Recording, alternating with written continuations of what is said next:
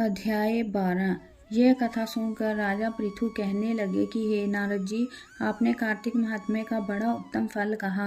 अब कृपा करके तुलसी का महात्म्य भी कहिए। यह सुनकर नारद जी कहने लगे कि राजा पृथु, प्राचीन काल में साहित्य क्षेत्र में करवरीपुर में धर्मदत्त नाम वाला एक ब्राह्मण था। वह बड़ा ब्रह्मज्ञानी, धर्मात्मा तथा ओम नमो भगवते वासुदेवाय इस मंत्र का जाप करने वाला था तथा अतिथि सेवक था। एक दिन वह ब्राह्मण पूजा की सामग्री लेकर एक पहर रात्रि रहने पर भगवान के मंदिर को जा रहा था। इतने में सामने से आती हुई एक भयंकर राक्षसी देखी तो बिल्कुल नग्न सूखी देह वाली, आगे को निकले हुए बड़े बड़े और टेढ़े दांत, लाल नेत्र, घूर घूर शब्द करती हुई ऐसी भयंकर राक्षसी को देखकर भयभीत धर्मदत्त ने तुलसी मिश्रित जल उस पर फेंक दिया। उस जल के शरीर पर लगते ही उसके सब पाप दूर हो गए। वह हाथ जोड़कर धर्मदत्त के पैरों पर गिर पड़ी। तब धर्मदत्त कहने लगा कि तुम कौन हो और किस पाप के कारण तुम्हारी यह दशा हुई है, वह मुझसे कहो। यह कहने लगी कि सौराष्ट्र देश में भिक्षु नामक का एक ब्राह्मण था। उसकी मैं पहले पत्नी थी और कलह मेरा नाम था। मैंने ना तो कभी अपने पति से मीठे वचन बोलती और ना ही उसको खाने के लिए अच्छे फल व भोजन देती थी। यह देखकर जब मेरे पति ने दूसरे विवाह का निश्चय किया तो क्रोध में आकर मैंने विष खाकर अपना शरीर त्याग दिया।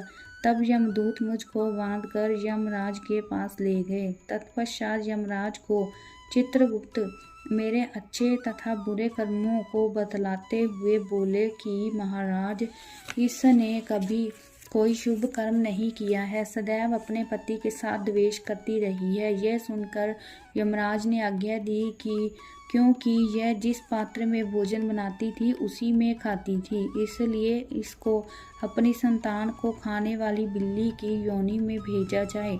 यह अपने पति के द्वारा देश रखती थी, इसलिए यह विष्ठा खाने वाली शुक्री की योनि में जाए। इसने आत्महत्या की है, इसलिए प्रेत योनि में जाए। सो महाराज, मैं 500 वर्ष से इस योनि में फिर रही थी कि भूख और प्यास से दुखी होकर एक वैश्य के शरीर में प्रवेश करके कृष्ण और वेणी नदी के संगम पर आई। जैसे ही नदी के तट पर पहुंची, विष्णु के दूतों ने मुझे वैश्य के शरीर से निकाल कर बाहर फेंक दिया। घूमते फिरते अब आप मिल गए तो आपके तुलसी मिश्रित जल से मेरे सब पाप नष्ट हो गए हैं।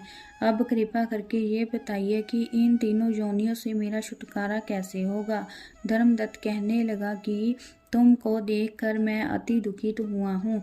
तीर्थ, व्रत, दान और ये कार्य प्रेत योनि में नहीं हो सकते। तुम्हारे पाप अधिक और पुण्य बहुत कम है। हमने सारी आयु में जितना कार्तिक व्रत किया है उसमें से आधा पुण्य तुमको दिया, जिससे तुम उत्तम गति को प्राप्त हो जाओ।